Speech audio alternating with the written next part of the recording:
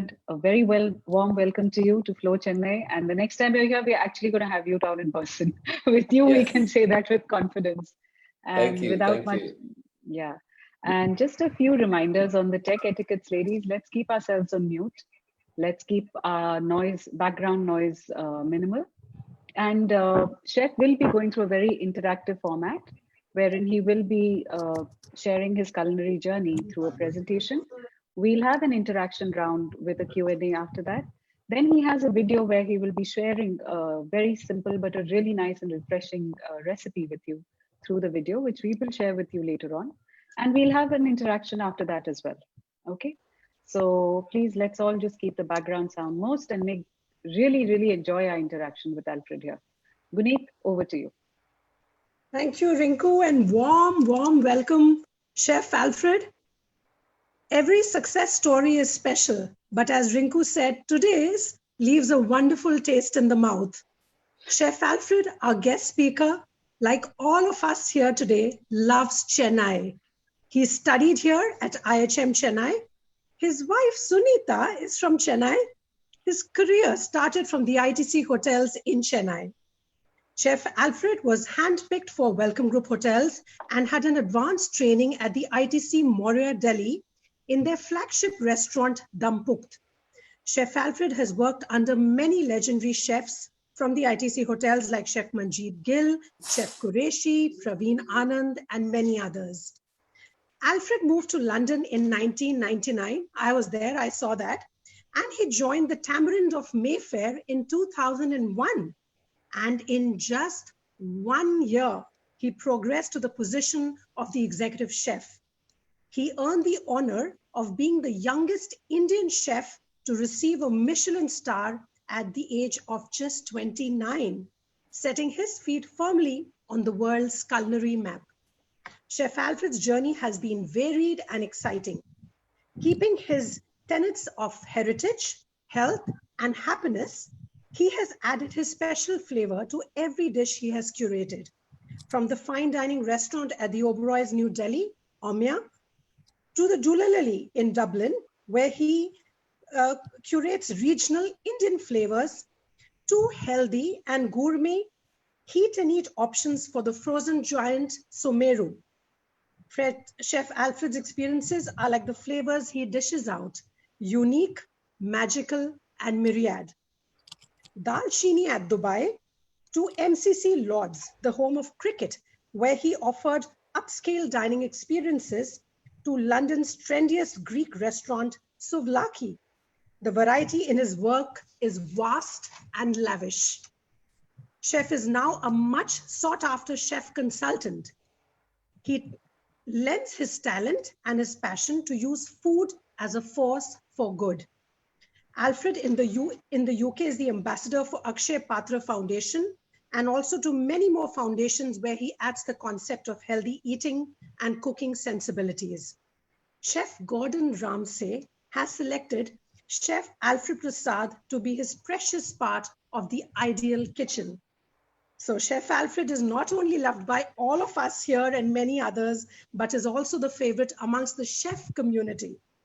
Let us now invite this amazing chef to walk us through his beautiful journey and tell us why magical ingredients are fulfilling the life of Chef Alfred Prasad.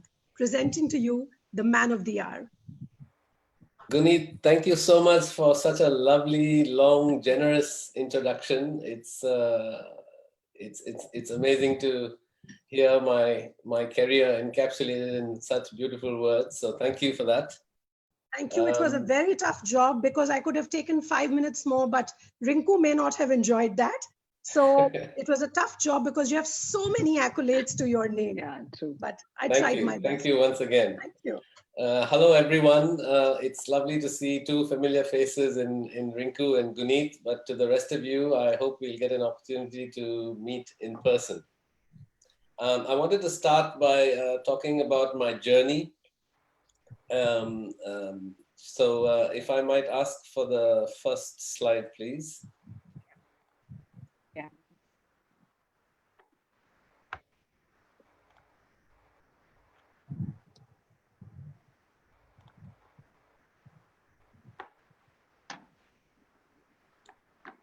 Can you see the slide?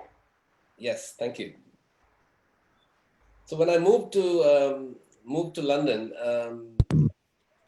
actually, could we move on to slide 2, please? That's where the journey begins. Thank you. Yes. So a little bit about my food journey, especially through the lens of London. So when I moved here in 1999, what was quite obvious was the Frenchification of fine dining across London. French was the most accomplished cuisine at the time, and it influenced restaurants all across the city. London's biggest strength, of course, was its melting pot of cultures and cuisines and concepts, as well as the sourcing of ingredients from all across the world. I'm sure most of you know that we in the UK don't grow much of our own produce, but the plus point for us chefs and restaurateurs is that the UK follows the summer around the world and buys from countries. So technically, it always is spring and summer in London. So like I said, the strength of London being the melting pot of cultures, cuisines as concepts, and it soon became the food capital alongside trendy New York, lesser known, undervalued Tokyo, and it left Paris behind, which historically was the capital of gastronomy. Of course, there was a time then when Japanese became the new French. Molecular gastronomy had arrived and captured the imagination of the industry. The recession of 2008, I think, brought about the biggest reset we have known, where it paved the way for a much bigger mid-market segment, something that never really existed. London had a host of high-end restaurants and a host of cheaper casual dining places. But this untapped mid-market segment is what emerged after the recession of 2008. So niche eateries with small tables and big queues made in offbeat locations made grunge the new posh. And that, I think, was a key differentiator. Central London no longer had monopoly over the food space, and gastronomy became more democratic. People left solid, lucrative careers. We've had examples of lawyers, engineers, software engineers, and bankers enter the food space. And that was a shift that, again, came post-2008. Possibly one of the biggest disruptions in the food space. It was no longer the domain of the hotel school trained chef or restaurateur. Managers and chefs who survived tough mentors and tougher hours.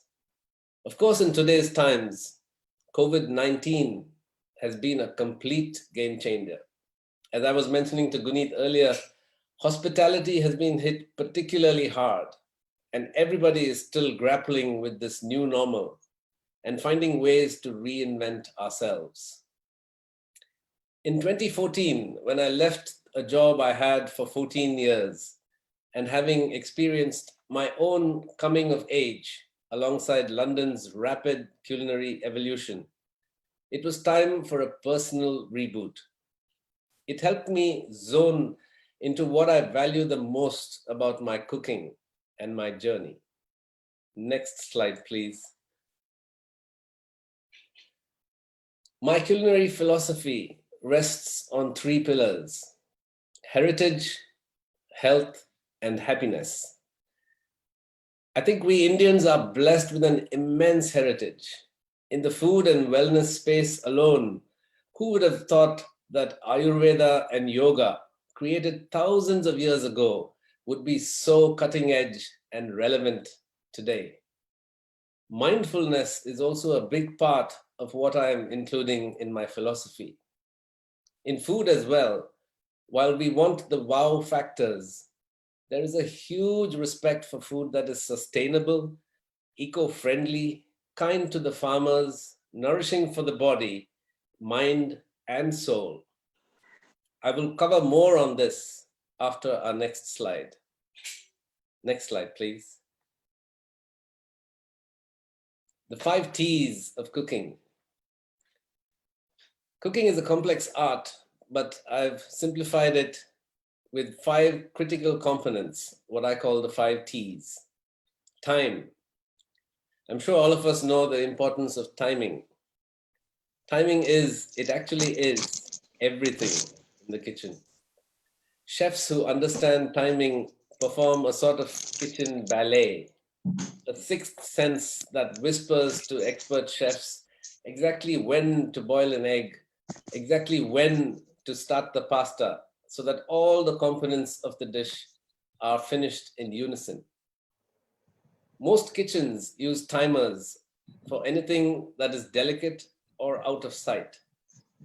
Practice makes the timer in your head go off a few seconds before the actual alarm. It often only takes a few seconds to transform just cooked to overdone or even burnt. Temperature, the second most critical aspect in cooking. If I were to define temperature, it is the application of heat to ingredients in order to transform them via chemical or physical reactions that improve flavor, reduce the chance of foodborne illnesses, and increase digestibility and nutritional value. If I were to create a simple formula for cooking or an equation, it would be cooking equals to time plus temperature. From a food safety perspective alone, temperature is critical. We all know that hot foods need to be held above 63 degrees centigrade and that cold foods need to be held below 5 degrees centigrade. And that zone in between 5 and 63 is what we know as the danger zone, where bacterial multiplication begins, peaks, and slows down towards the top end. The next one's technique. Of course, I think all of us understand that alongside time and temperature, technique as well is quite important. Technique can be defined as a set of methods and procedures for preparing, cooking, and presenting food. Preparing techniques could include simple things like chopping, dicing, slicing, grinding, pureeing, or powdering, to cooking techniques such as steaming, roasting, baking, grilling, roasting, stew eating. That's one of the new techniques, sous vide, that we talk about. Technique also involves the economical use of ingredients and fuel resources, as well as the application of food safety techniques. Texture. Most of us obsess over flavor, from an ice cream to a chocolate, but professionals know that crispiness, creaminess, or crunchiness are equally important. Texture is big business indeed. Millions are spent on achieving the perfect crunch in a crisp, or the perfect creaminess in an ice cream, or the perfect crunchiness in a granola. Our Indian chart is a great example of how texture enhances flavors, and I'm sure you all agree. Finally, taste. We all know that taste is the most important thing to the end user or consumer. Good taste is what brings them back for more. The 5 basic tastes are sweet, sour, bitter, salt, and what we know as umami or savory. There are 2 additional tastes that we've come to recognize more recently as being astringent, like in a soda, or pungent, like in heat from a chili. It is quite important to recognize the difference between taste and flavor. Taste is perceived on the tongue, and these 5 tastes, plus the 2 new ones that I mentioned, exemplify that. Whereas flavor is perceived in the nose.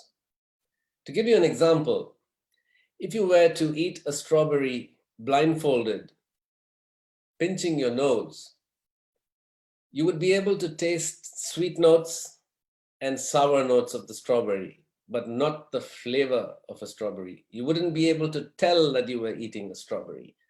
That might sound astonishing and surprising to you all. This is also why food tastes bland when you have a cold or a nose that's blocked. Next slide, please. Food as a force for good. Guneet Singla mentioned this in the introduction, and I think it's, as a chef, food as a force for good is something that I naturally gravitated towards. As a chef, it is most normal to help think a little bit more about the big picture in food, and bringing it or making it as a force for good is one of my top priorities. Food is one of the prime essentials of life and is of the most basic connectors for mankind. Did you know that the word company comes from the Latin roots com and pane, meaning one who breaks bread with you? That's quite interesting to know. Food waste we've all experienced, and we've also all experienced mild hunger, anger, pangs.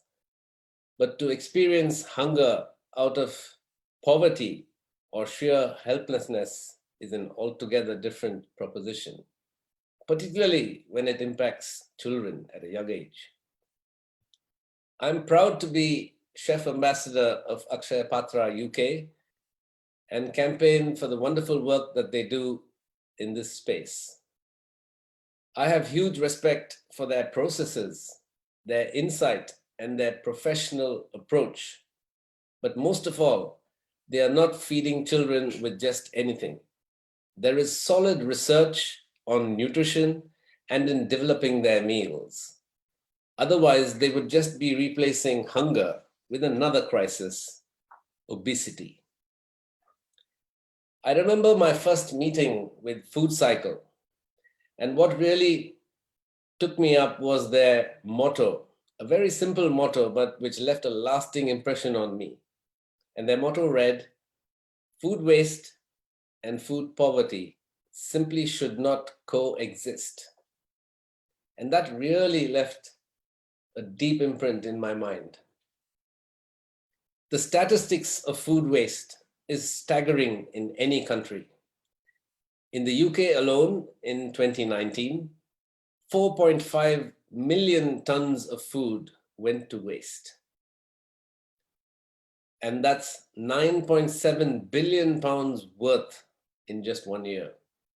But what's even more shocking is that almost 8.7 million people in the UK suffer from food insecurity or food poverty. And that's almost the entire population of London itself. I think wasting food when there are so many hungry people around is just criminal. In India, 67 million tons of food are wasted annually. And there are reports that state that almost 30% of food that is produced does not reach the end user in a consumable form. And of course, we can blame the supply chain, we can blame the hot climate, and just lack of good transportation.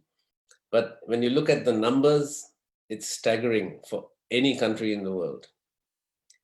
Fair trade, again, something very close to me, is about better prices, decent work conditions, local sustainability, and fair terms of trade to farmers and workers in the developing world. So when you buy something that has a fair trade stamp on it, you can be guaranteed that all these criteria have been met. School Food Matters is again something that's very close to my heart, a charity of developing interest in cooking and in food and in how it's sourced. One of the best outcomes of programs like MasterChef is that it has created this interest in cooking, particularly among children. I think if children understand food and eating right from a young age, it's built into their lifestyle and is the best way to bring about lasting change. At any forum I talk to school children about cooking and eating delicious, healthy. I also learned a very fun way to teach nutrition to children. Food to go, food to grow, and food to glow. Food to go are foods that help you to go, foods that help you to run and jump, and foods that give you energy for sport and exercise. Foods like pasta, rice, noodles, bread. Grow foods are those that help our body to grow. Foods that are good for our bones, our muscles, and our teeth.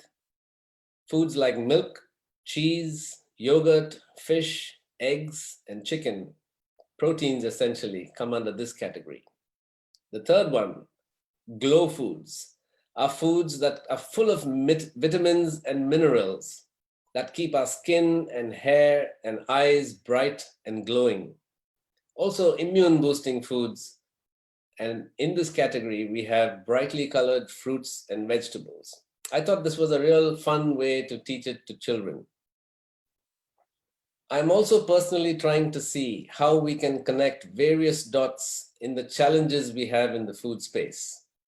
Far too many charities work in an insular manner, and we need to get more of a collaborative approach to make a collectively bigger impact. There is a lot one can do at a single unit level to control food waste, make the right choices while buying food, and ensure where it comes from is ethical. In today's times, more than being successful in terms of career or wealth, the kindness and empathy and generosity in people make them everyday heroes. Next slide, please. I'm going to leave you with this thought, but I often describe a professional kitchen as an orchestra where every instrument, every beat, every note must work in synchrony to create a masterpiece. Practice makes perfect, like Roger Federer's backhand shot, for example, or this bit about cook like a grandma. It's so true. We all have experienced, and that is perfection attained by years and decades of practice. I'm going to leave you with this slide, and we can now open the forum to questions.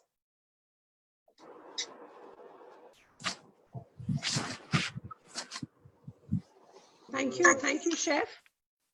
Some very beautiful thoughts that you've thrown up. I love some of the quotes that you've put out and some beautiful thoughts which we will encapsulate later once again.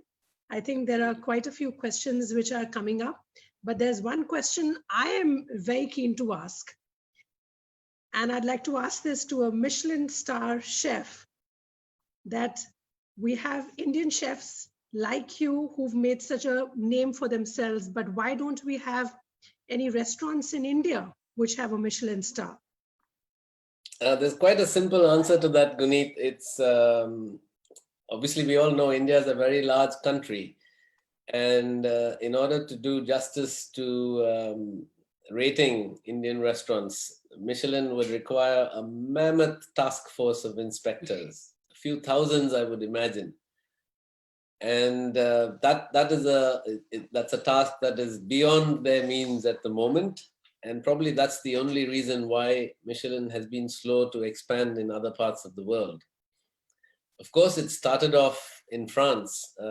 Purely the tire company Michelin set up roadmaps to help people to get to their destinations. But then they also decided to add eating and drinking spots along the way.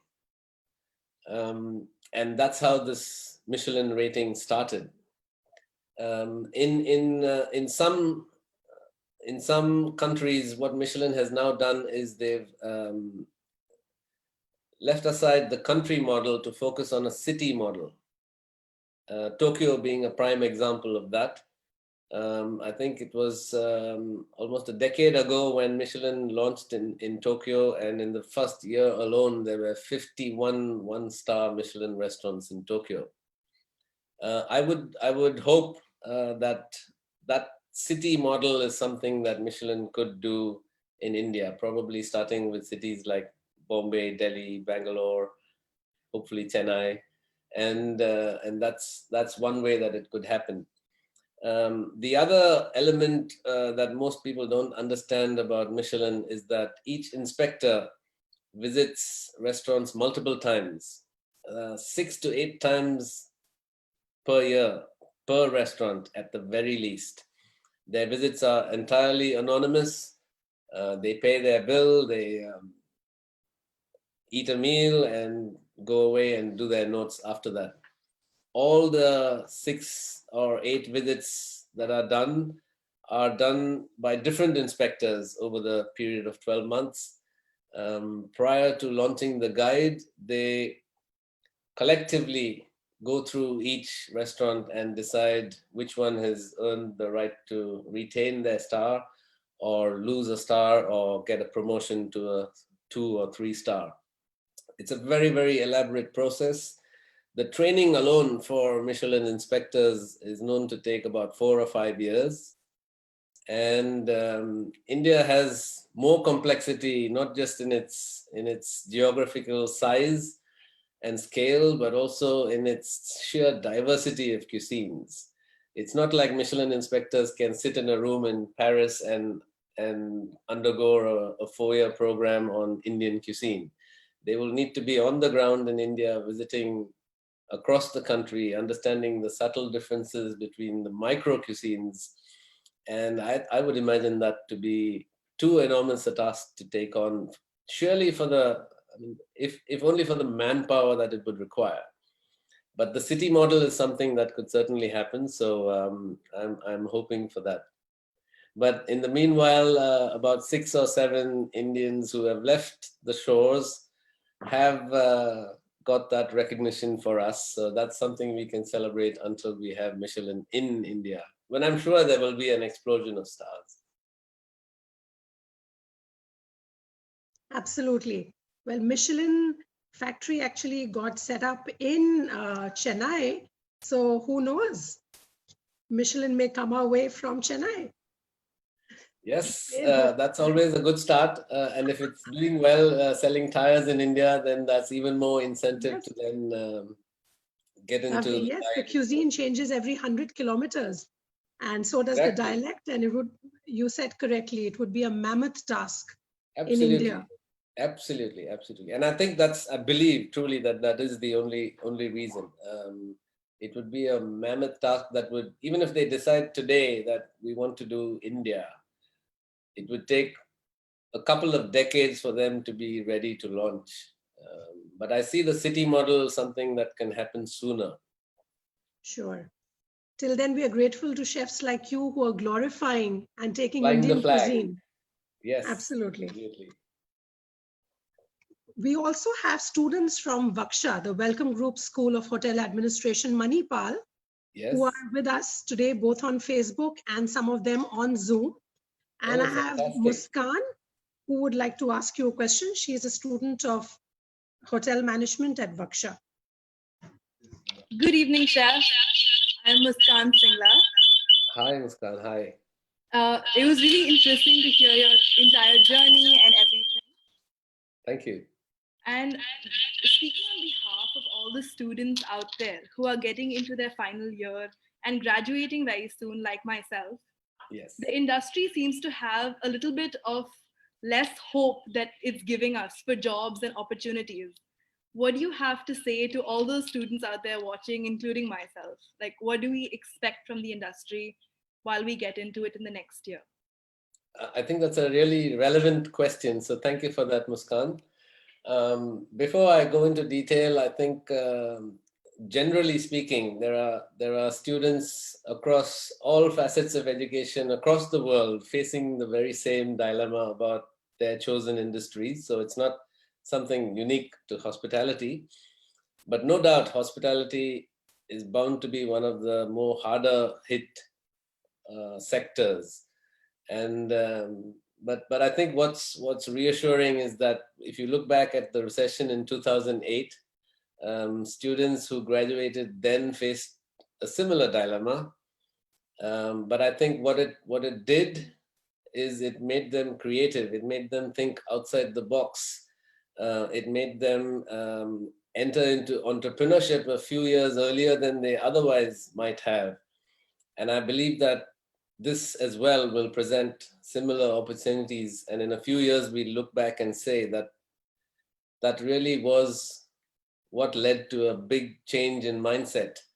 There will be opportunities out there for sure. The important thing is to try and create something unique for yourself. I think hospitality will take more time to recover even after a vaccine is found. That's simply because the psychological effects of the lockdown will last with us for much longer.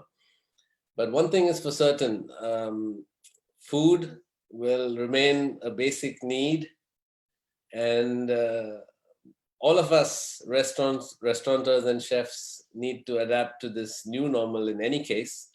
So I think I would offer you words of encouragement to keep your eyes peeled and to get those creative juices flowing. I think you will see a lot of rise in direct to home catering. The rise of cloud kitchens and dark kitchens will present a lot of opportunities. You will find very niche, even home to other homes kind of concepts coming up. So I think food will always remain a basic need, and if you were to focus on some of the things that I spoke about, whether it's heritage or health or providing an experience of happiness, you will always find there are consumers willing to listen. And I think the younger generation certainly their food choices are dictated much more by ethics and values than previous generations. So I would suggest that you be mindful of the things we spoke about: sustainability, the effect on the overall ecosystem, and it's almost going back to basics. And this crisis will help us to do that and recognize the things that are most important to us. And opportunities, of course, will emerge. Is there anything further you want me to elaborate on, or No, that was great. A lot of people haven't given us too much encouragement over the past few, sorry, over the past few days. Everyone's been feeling very low. So hearing for the first time in a long time words of hope were really, really great. So thank you so I think much. before you go, I just wanted to mention one more thing. Sorry. And it's not just relevant or applies to those who are finishing their final year of school or those who are finishing their final year of university. But something that I've been observing a little more of late is this whole aspect of mindfulness about mental health and well-being. And I think it's very important to invest in mental well-being and mental health, and a positive mindset more than anything else is the need of the hour. And that will get you through this and even bigger challenges to come. So that's one thing I'd like to say as well. Thank you so much, Chef. I look forward to seeing you in the industry sometime soon. Absolutely. All the best. Thank you so much. We have an interesting question when we are speaking about children and choices. There's Sri Lakshmi Rao who has asked, why do children like restaurant food more than home food? Wow. I think growing up, thankfully, we didn't face that challenge. We eating out was really not so much of an option unless it was a day of celebration, a birthday or an anniversary or whatnot. But new age problems, I would say. I think it's just for seeking something different to the normal. We often take for granted what is within reach and seek greener pastures. It's probably a bit of that psychology as well. Also, the fact that restaurants make you feel special, and that's an ingredient that's taken for granted at home. It's a mundane task going to a meal at the dining table at home, but going to a restaurant, there's this whole build up and expectation. And of course, I think the fact that you most often find less healthy food in restaurants than at home, fats are addictive. And it's probably that draws them to that. But my advice would be to switch your priorities and focus more on what's cooked at home, because that's nourishing, that's healthy, and that's food for the mind and soul. Lovely. That's a lovely answer. And I love this part about the ambience. And yes, all you mommies out there, go ahead and create that ambience. And you're already recreating the cuisine that is served at home. And I'm sure you'll see the shift that you're looking at. And your children, Also, I might add, sorry, Guneet, I might add at that point as well, that especially during the lockdown, involving your kids in the process of making a meal will make them more interested at the table, is what I believe. And getting kids at an early age interested in where our food is sourced from and how it's processed and how it's prepared will help them make better food choices as they grow. I totally agree with you. You've really shifted the focus not only from taste and a culinary journey to more pertinent questions of sustainability, wastage, knowing where the food is coming from, farmer-friendly sources, supporting the farmer, and yes, food to grow, food to glow. I think that was fabulous. And Rinku, let us now enjoy an experience which will help us grow and glow along too. Yeah, sure. There are a few more questions which I think we can come back to after the recipe that's shared by Alfred, right? Yeah.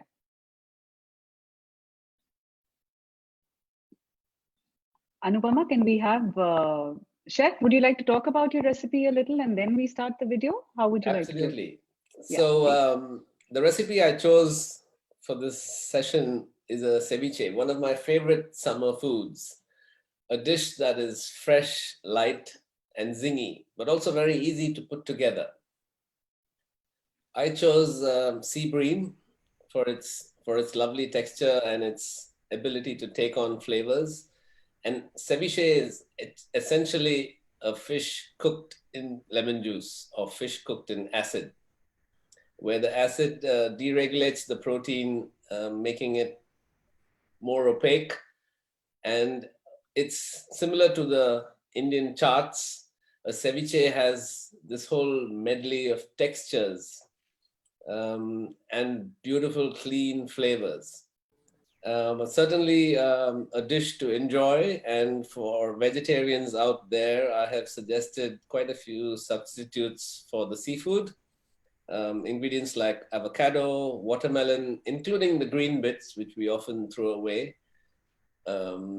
They make great ceviches too. So enjoy. I've got the recipe here coming up, a short video. It's my favorite summer ceviche.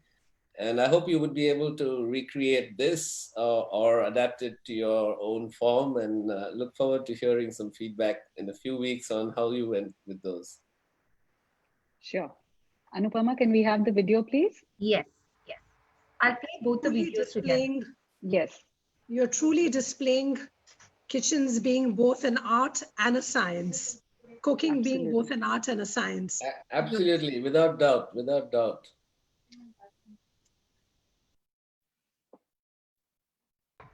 I remember the first time I ate a ceviche and was blown away by its simple and fresh flavors.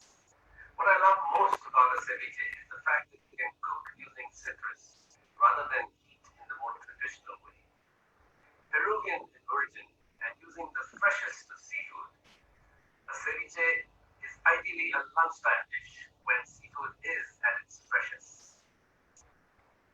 It's marinated with citrus, salt, chili, and this, along with the juices of the fish, creates this wonderful liquid known as leche de tigre or tiger's milk. The basic ingredients of the ceviche are freshest seafood you can get your hands on, lemon juice or lime juice, red onions, salt, chili, and fresh coriander.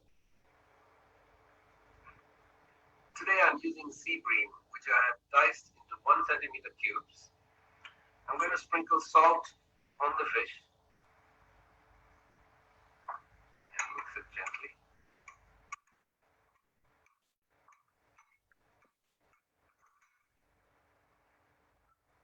And then add the lime juice,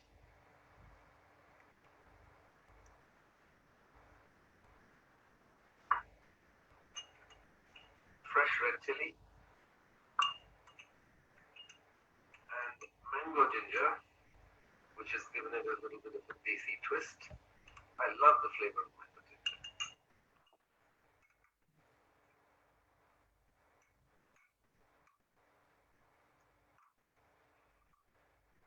I'm going to mix this gently once again and leave this to marinate for 10 minutes. I'm also soaking sliced red onions in some ice cold water. This reduces their pungency, which is quite an important aspect. Otherwise, it would dominate the flavor of this very delicate dish. The ceviche has been marinating for 10 minutes. You will see that the acidity has denatured the protein in the fish the same way cooking does. The flesh has become opaque and has a firmer texture. To plate, I'm going to place a few slices of sweet potato,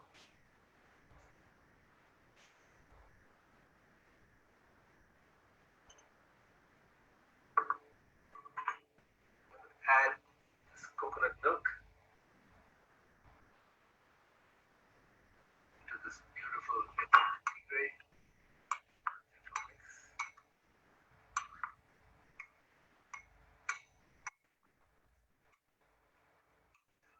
Add this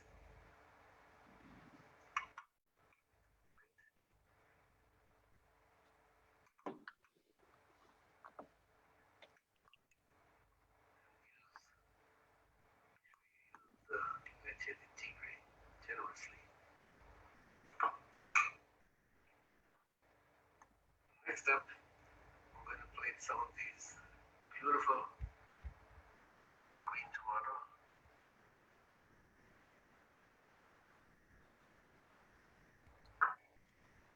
And of course, the red onions, which have been crisping up, sitting in that ice cold water.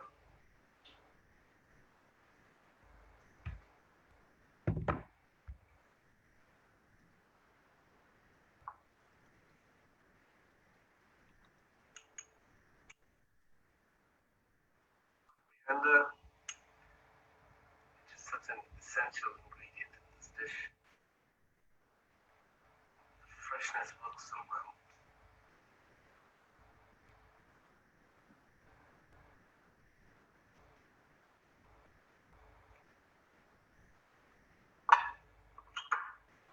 Finally,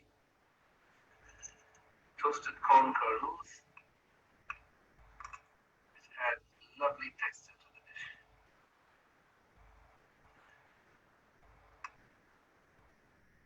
My top tips to make a fab ceviche. The key, of course, is using the absolute freshest seafood you can get your hands on, or else the dish simply doesn't work. Salt, a vital ingredient, and you might underestimate how much you need. Make sure you taste and be generous with seasoning. Number 3, marinating time. The ideal marinating time is 10 minutes, but of course that would vary depending on your taste or on the type of seafood you're using. Textures are really important in this dish. We've use toasted corn, but you can be creative. Use anything that will add some crunch. For vegetarians, a suitable alternative would be to replace the seafood with ingredients such as kohlrabi, watermelon, including the light green bits, cucumber. Those work really great. Avocado too. Presentation is important. I'd love for you to be creative. It's lovely to present a ceviche on crushed ice. If you have access to dry ice, add a little water to that on a second plate underneath, and that would create this beautiful smoky effect. So here's my ceviche. It's easy, light, and healthy. Happy cooking, and I look forward to seeing many versions of my favorite summer dish.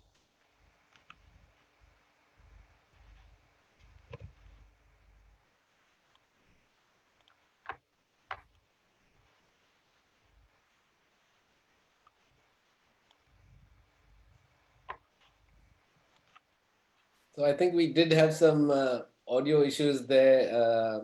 I'm not sure of the volume of the recording or the network, but as Rinku said, the video will We'll be share shared them again. now. And Yes. there's also a recipe that I'm sure Yeah. you'd be able to share. So I do hope you would be able to recreate your own version of a ceviche.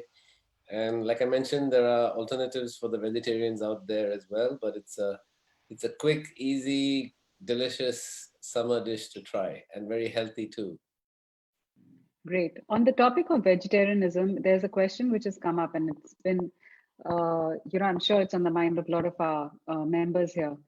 Due to the impact of COVID, a lot of people have turned to veganism now. So, what are your thoughts on veganism?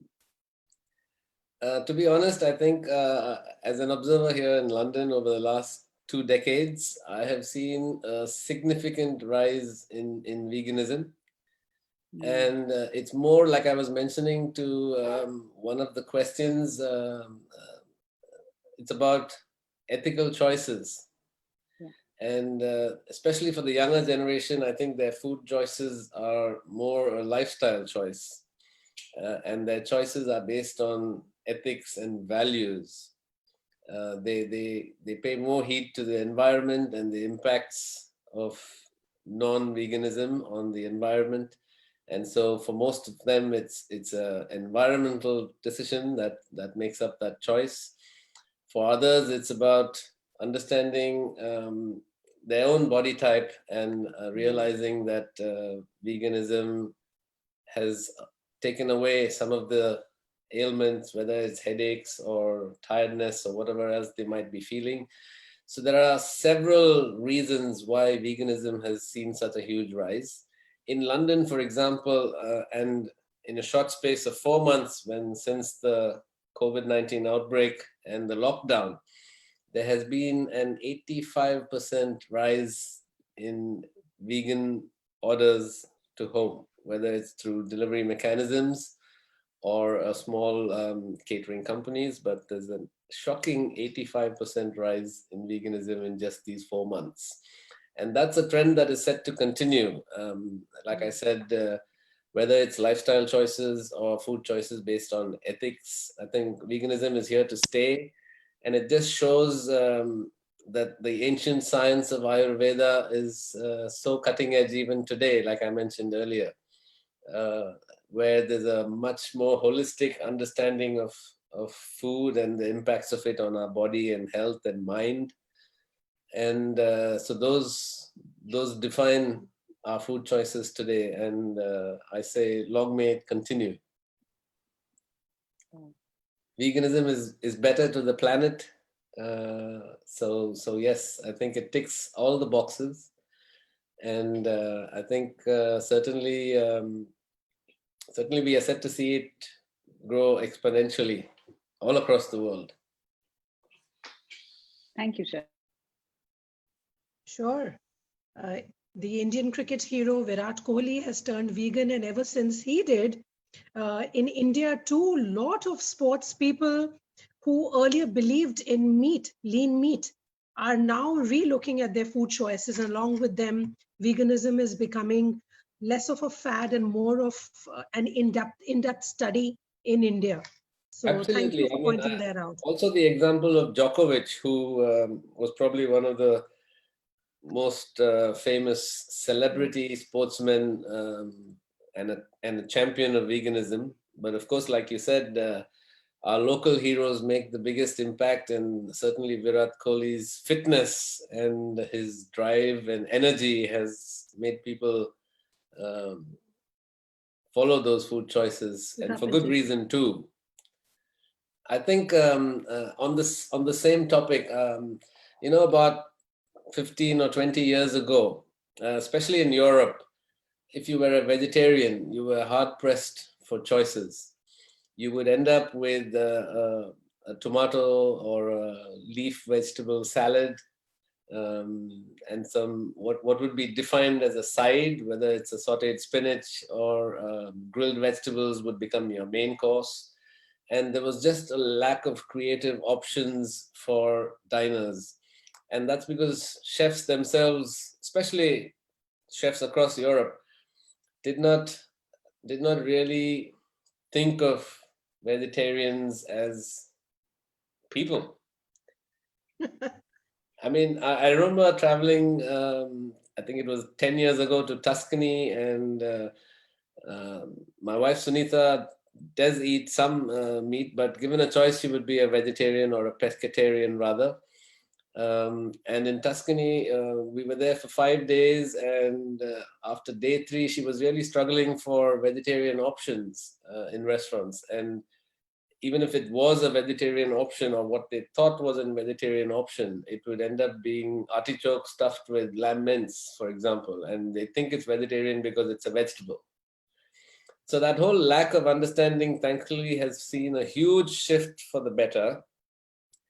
And in my own case, when I did tasting menus, whether it is in my own restaurants or whether cooking at food festivals or gastronomic festivals around the globe, I have always made it a point to make the vegetarian or vegan option look and taste even better than its substitute, meat or fish substitute. And I think chefs who pay that little bit of extra attention to vegetarian diners end up with a very loyal following, which is something that is underestimated. And veganism especially is almost like it's a very boisterous tribe, and they look out for each other. And if they recommend a restaurant where they've been looked after well, or a restaurant that has good vegan options, you can be assured that it will really spread the message out far and wide. So they have this almost like a cultish mentality. And chefs have very quickly realized now over the last decade that it just takes a little creativity to make good, interesting vegetarian and vegan options. And that increases your following and the footfall into your restaurant. But most importantly, creates a very loyal following, which come back to you again and again and again. Thanks, Alfred. I see one more question here, which is from Arundhati Raman, and she says, what is the one Indian dish you can see being global? Sorry, say that again, Rinku.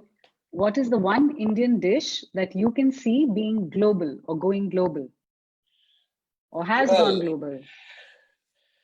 Well, certainly, I think... Don't say dosa. No, I would say khichdi, I think. Oh. Of course, unofficially India's national dish, but just the fact that it ticks so many boxes on nutrition, health, it could be vegan, it's simple to make, quick, it's a one-pot meal. Even in India, we have maybe 40 or 50 different types of khichdi, depending on which region we are from. And it's a dish that is easy to put together. It's a dish that's easy to adapt. And it's a dish that will really travel well. I think people are looking for dishes that tick more boxes than just nourishment. And khichdi does all of that. It's food for the mind, body, and soul. Great. I'm There's definitely another, aware that the yeah. khichdi is your favorite food, Chef Alfred. I've heard that many a times, and you've Well, taken it's many variations of that. yes, I do, and healthier variations, substituting rice with more ancient grains, millets, and adding in high water content vegetables like lauki, for example. Right. But I think most importantly, what I try and explain to people about khichdi is the fact that it's so medicinal. I think growing up, khichdi would be that go-to meal when you were feeling a bit under the weather. And it's that curative property of khichdi that is its biggest asset. We talk about ingredients like cumin, pepper, turmeric in khichdi, which really elevates it from being just a meal of sustenance to something that's curative. Truly. And when topped with a microgreen or something as exciting, it becomes a gourmet preparation too. Absolutely. And again, we spoke about texture earlier, so adding a little bit of crunch always helps. Microgreen from a neighborhood local organic farm would be an icing on the cake. Absolutely. Priya is asking here that you spoke of mindful eating. Can you elaborate on that, please? And also gut health tips will help. So I think very simply put, mindful eating is understanding your body. And it's going back to the ancient science of Ayurveda almost, where you have doshas and body types, and you eat meals, foods that fit your body type. Mindful eating is also about foods that are ethically sourced, good to the environment, low carbon footprint. All these factors, especially in today's day and age when there's so much awareness of the damaging effects of growing our food on the planet. So I think it involves, it's a very holistic approach towards eating, but at the most basic form, it is answering what your body needs. And that is unique to everybody. Probiotic foods, we mentioned gut health earlier, and probiotic foods certainly enhance gut health simply because they contain less toxins and there's less load on the body to process all these toxins. High water content vegetables as well, eating in season, eating local, food miles, all those aspects come into play when we talk about mindful eating. And I think this whole rise in veganism is due to mindful eating. It's all part of that circle of life where we pay more attention to the effects of our food choices on the planet as a whole.